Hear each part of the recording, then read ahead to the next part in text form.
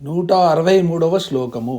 త్రయీ త్రివర్గ నిలయా త్రిస్థా త్రిపురమాలిని నిరామయా నిరాలంబ స్వాత్మారామ సుధాశ్రుతి.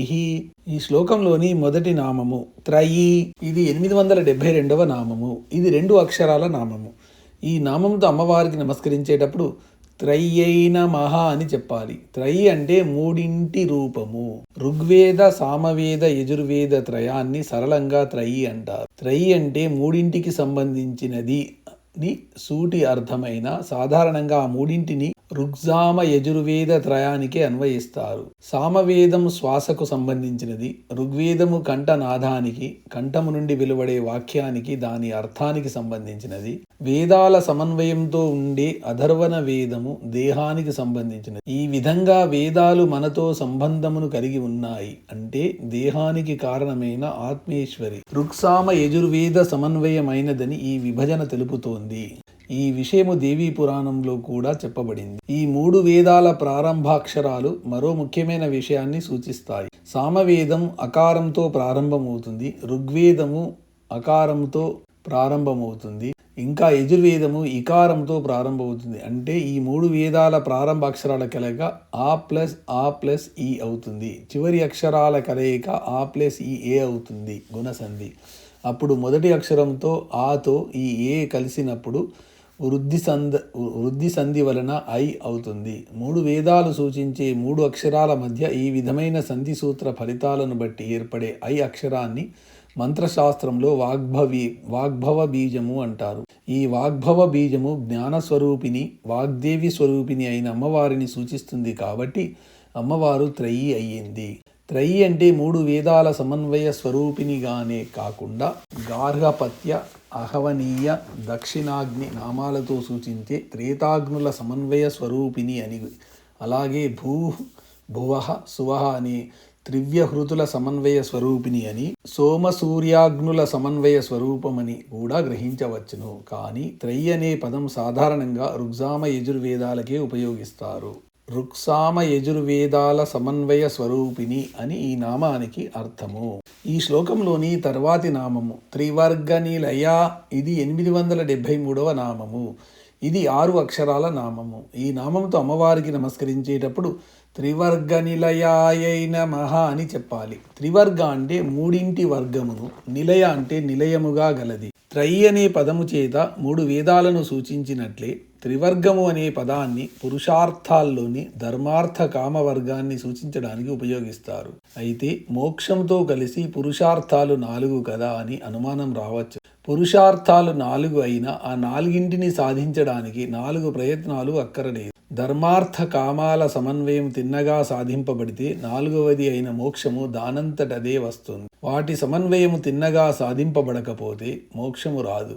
అందుచేత త్రివర్గాలంటే పురుషార్థాల్లోని మొదటి 3 అయిన ధర్మార్థ కామాలుగా చెప్పుకుంటే చాలు. ఈ ధర్మార్థ కామ మోక్షాల గురించి పురుషార్థ ప్రధ అన్న 291వ నామంలోను, మొదటి 3 పురుషార్థ వర్గాల గురించి ఈ భాగంలోని త్రివర్గధాత్రి అన్న 760వ నామ వివరణలోను పూర్తిగా చెప్పబడింది. ఇక త్రివర్గం అంటే పురుషార్థ త్రయము కాకుండా కాలపరంగా భూత భవ్య దర్వర్తిమానాలు గుణపరంగా, సత్వ రజస్తమో గుణాలు లోకపరంగా, భూర్భువస్సువర్లోకాలు ప్రణవాక్షర పరంగా, ఆ ఉ మా అక్షర వర్గంగాను కూడా చెప్పుకోవచ్చు. పైన తెలిపిన మూడుగా వర్గంగా ఉన్న వాటి యందు తన స్థానము గలది అగుట వలన అమ్మవారు త్రివర్గ నిలయ, ధర్మార్థ కామములు మొదలగు త్రివర్గమునందు ఉండునది అని ఈ నామానికి అర్థము.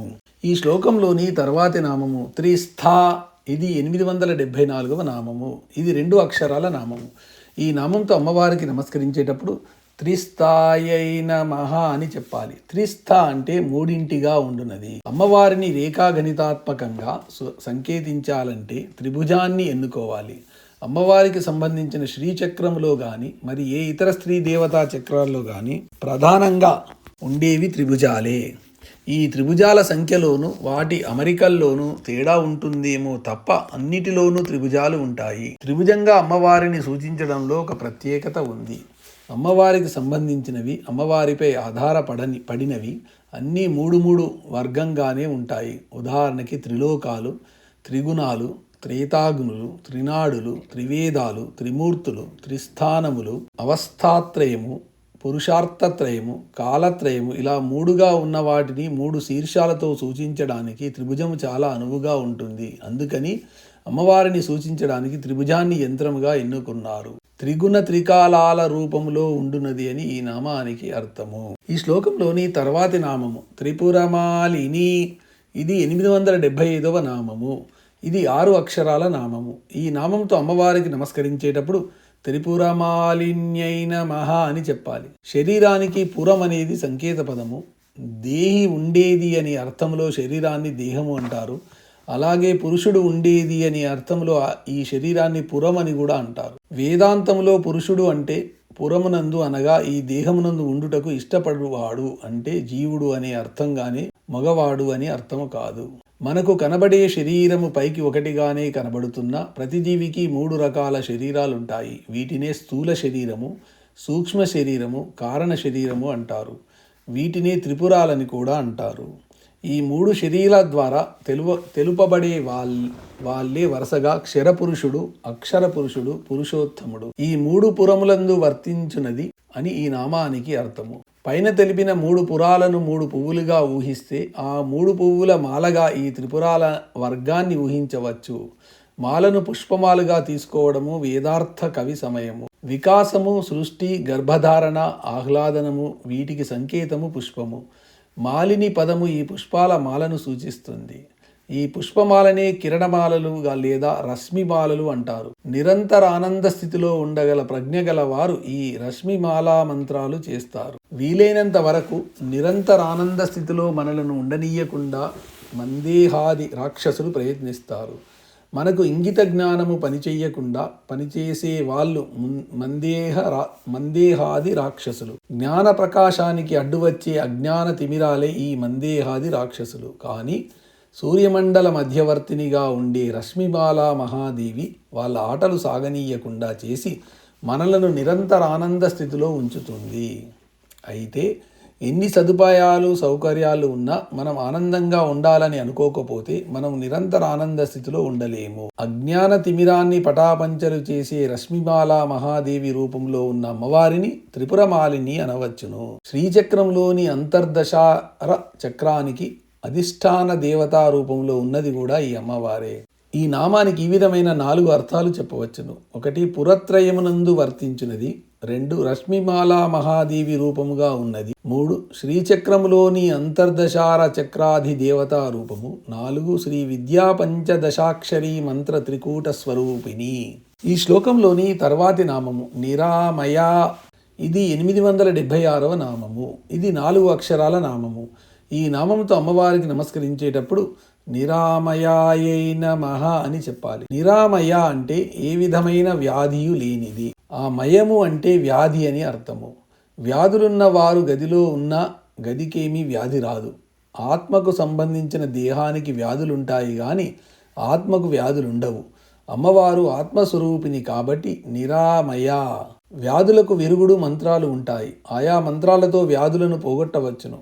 పార్శ్వపు నొప్పికి ప్రస్తుత నామ సంబంధమైన మంత్రం ఒకటి ఉంది. వీటిని అన్నిటినీ కలిపి దంచితే వచ్చే చూర్ణము సన్నిపాత జ్వరానికి చక్కని ఔషధంలా పనిచేస్తుంది. ఇంట్లో దొంగలు పడకుండా ఉండేందుకు, ప్రతిరోజు మంచి భోజనం లభించేందుకు ఇలాగే కొన్ని మంత్రాలు చెప్పబడ్డాయి. అయితే ఇవి అవసరమైన వారికి అవసరమైన సమయంలో చెప్పాలి. ఏ విధమైన వ్యాధులు లేనిది అని ఈ నామానికి అర్థము. ఈ శ్లోకంలోని తర్వాతి నామము నిరాలంబ. ఇది 877వ నామము. ఇది 4 అక్షరాల నామము. ఈ నామంతో అమ్మవారికి నమస్కరించేటప్పుడు నిరాలంబాయై నమః అని చెప్పాలి. నిరాలంబ అంటే ఆలంబనము లేనిది. అన్నిటికీ ఆధారమైన వారే నిరాలంబులు కాగలరు. అమ్మవారు అన్నిటికీ ఆధారము కాబట్టే తనకు వేరే ఆలంబన లేదు. తనకు ఎవరైనా రక్షణ ఉంటే బాగుండును అని కోరిన వాడిని నిరాలంబుడు అనాలి. నాకెవరు ఆసరా అని అనిపించేది ఈ మానవ జాతికి గాని మిగిలిన జాతులకు లేదు. భగవంతుడే వాటికి ఆసరా. ఇన్సూరెన్సులు, గ్రాట్యుటీలు, పెన్షన్లు, ఎఫ్డీలు, షేర్లు ఇవన్నీ కూడా ఇతర జాతులకు లేవు. మానవ జాతికి తప్ప అని గుర్తు వస్తే మనం ఎంత ఆలంబనమో అర్థమవుతుంది. వేరే ఏ విధమైన ఆలంబనలు లేనిది అని ఈ నామానికి అర్థము. ఈ శ్లోకంలోని తర్వాతి నామము స్వాత్మారామ. ఇది 878వ నామము. ఇది 4 అక్షరాల నామము. ఈ నామంతో అమ్మవారికి నమస్కరించేటప్పుడు స్వాత్మారామాయై నమః అని చెప్పాలి. స్వ ప్లస్ ఆత్మ ప్లస్ రామ, స్వాత్మారామ, సర్వజీవుల ఆత్మల యందు విహరించునది.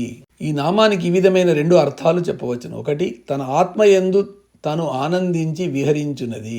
2, తన యందు సర్వజీవుల యందు విహరించునది. ఈ శ్లోకంలోని చివరి నామము సుధాశ్రుతి, ఇది 879వ నామము. ఇది 4 అక్షరాల నామము. ఈ నామంతో అమ్మవారికి నమస్కరించేటప్పుడు సుధాశ్రుత్యై నమః అని చెప్పాలి. సుధ అంటే అమృతమును, శృతి అంటే స్రవించునది. యోగ సాధనా ప్రక్రియలో కుండలినీ శక్తి అనే అమ్మవారు సుషుమ్నా మార్గాన్ని అనుసరించి షట్చక్రాలను ప్రచోదన చేసి బ్రహ్మ విష్ణు రుద్ర గ్రంథులను విభేదన చేసి చిట్టచివరకు సహస్రార కమలము చేరుతుంది. ఈ సహస్రార కమల కర్ణిక పూర్తిగా చంద్రమండలమే. ఈ చంద్రమండలం అత్యంత శీతలంగా ఘనస్థితిలో ఉంటుంది. సహజంగా అగ్నితత్వమైన కుండలినీ శక్తి అనే అమ్మవారు ఘనస్థితిలో శీతలంగా ఉండే చంద్రమండలాన్ని చేరగానే ఆ ఘనస్థితి కరిగి ద్రవస్థితి పొందుతుంది. అలా ద్రవస్థితిలోకి వచ్చిన చంద్రుని వెన్నెలే అమృతము అంటారు. ఇలా అమృతత్వాన్ని పొందుతుంది కాబట్టి దీన్ని సుధా సింధువు, సుధాసాగరము అన్నారు. సహస్రారంలో చేరిన అమ్మవారి పాదస్పర్శ వల్లనే ఇవన్నీ జరిగేది. అమ్మవారి పాదస్పర్శ వలన ద్రవించిన అమృతము సహస్రారం నుండి ధారాపాతంగా వర్షింపబడుతుంది. ఈ అమృత వర్షాన్నే సుధాసార అంటారు. ఇలా సుధావర్షాన్ని కురిపించే అమ్మవారికి సుధాశ్రుతి అనే పేరు వచ్చింది. ధారాపాతంగా స్రవింపబడి ఈ సుధాధారలతో సుషుమ్నా మార్గము, దాంట్లోని షట్చక్రాలు, గ్రంథులు, సమస్త నాడీ మండలము తడుపబడతాయి.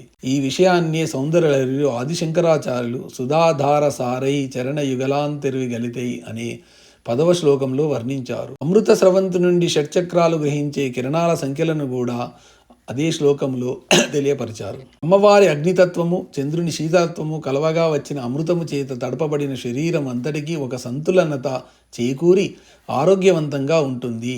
ఈ రెండింటికి మధ్య నిష్పత్తిలో తేడా వచ్చినప్పుడే లేదా రెంటికి మధ్య సామరస్యం సువంచనించినప్పుడు ఆరోగ్యంలో మార్పులు వచ్చి వ్యాధులకు దారి తీస్తుంది.